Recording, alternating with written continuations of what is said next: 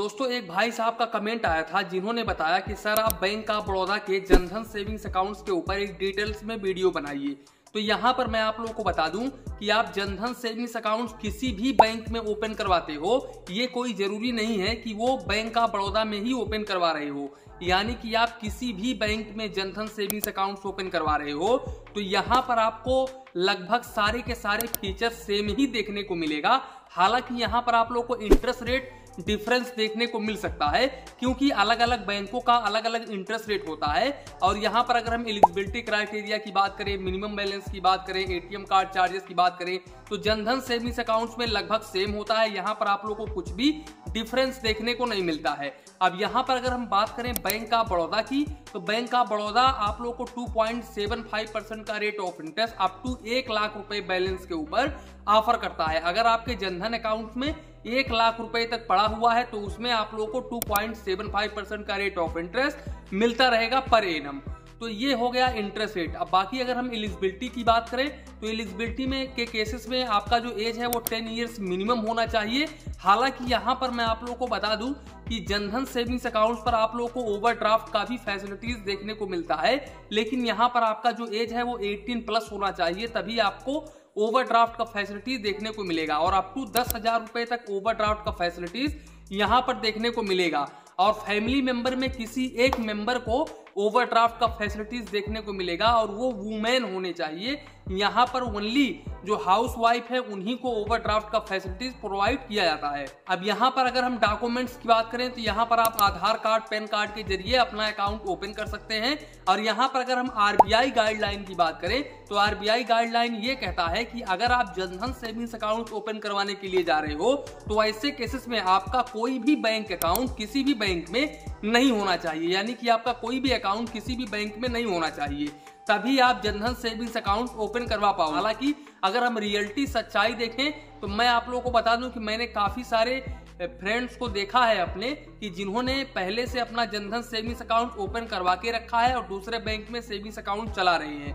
तो ये मुझे कुछ समझ में नहीं आता है, लेकिन सच्चाई जो है वो यही है, मैंने खुद देखा है तो मैं आप लोगों को बता रहा हूँ।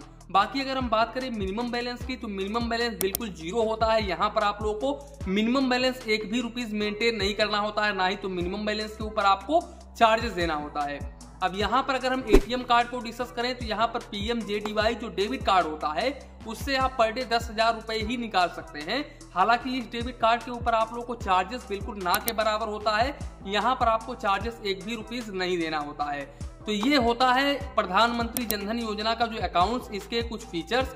इसके अलावा अगर हम लिमिटेशंस की बात करें, हालांकि इसमें जो लिमिटेशंस है वो काफी हद तक काफी ज्यादा होता है।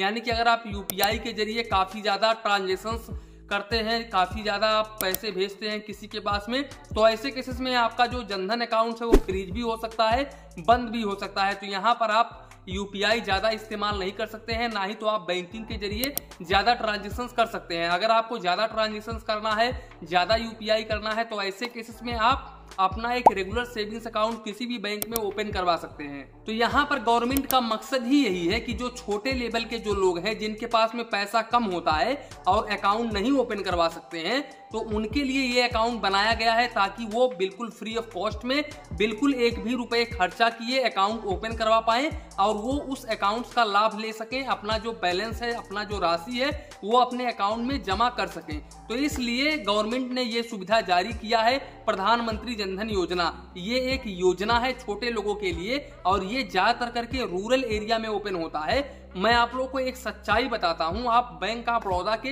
या फिर किसी भी बैंक के मेन ब्रांच में जाओगे और उनसे बोलोगे कि मुझे BSBDA अकाउंट ओपन करना है या फिर प्रधानमंत्री जनधन योजना का अकाउंट ओपन करना है, तो मैं आप लोगों को गारंटी के तौर पर बताता हूं कि वो आप लोगों का अकाउंट जो है वो ओपन करके ही नहीं देंगे। वो सीधे सीधे बोलेंगे कि यहाँ पर अकाउंट ओपन ही नहीं होता।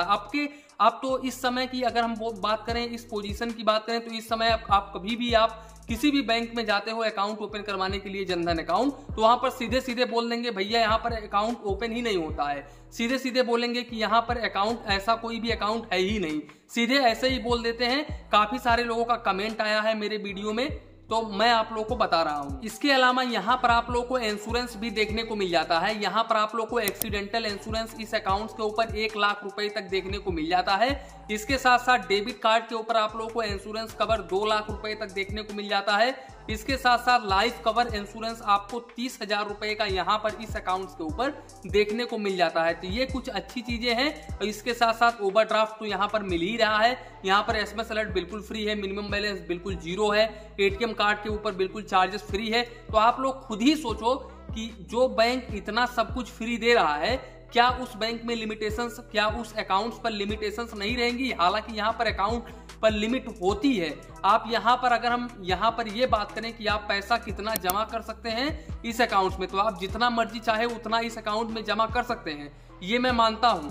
लेकिन यहाँ पर कुछ लिमिटेशंस है, जैसे कि आप मंथली में 1 लाख रुपए से या फिर 1.5 लाख रुपए से अधिक कैश डिपॉजिट नहीं कर सकते हैं।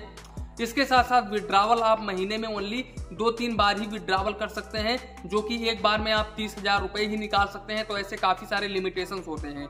और ये जो जनधन सेविंग्स अकाउंट्स है, ये ज्यादातर करके CSC पॉइंट्स के द्वारा ओपन किया जाता है। यानी कि आप रूरल एरिया में हो और CSC पॉइंट्स पर कहीं पर भी जाओगे आप जनधन सेविंग्स अकाउंट्स ओपन करवाने के लिए, किसी भी बैंक का CSC पॉइंट हो तो वहां पर आप ओपन करवा सकते हैं। हालांकि अगर आप मेन ब्रांच में जाते हैं तो वहां पर आप अकाउंट ओपन नहीं करवा पाएंगे। तो यही था प्रधानमंत्री जनधन योजना का सेविंग्स अकाउंट। आशा करता हूं आपके मन में जो भी कंफ्यूजन होगा प्रधानमंत्री जनधन योजना सेविंग्स अकाउंट को लेकर के, वो इस वीडियो में क्लियर हो गया होगा। तो इसी के साथ में वीडियो समाप्त करते हैं।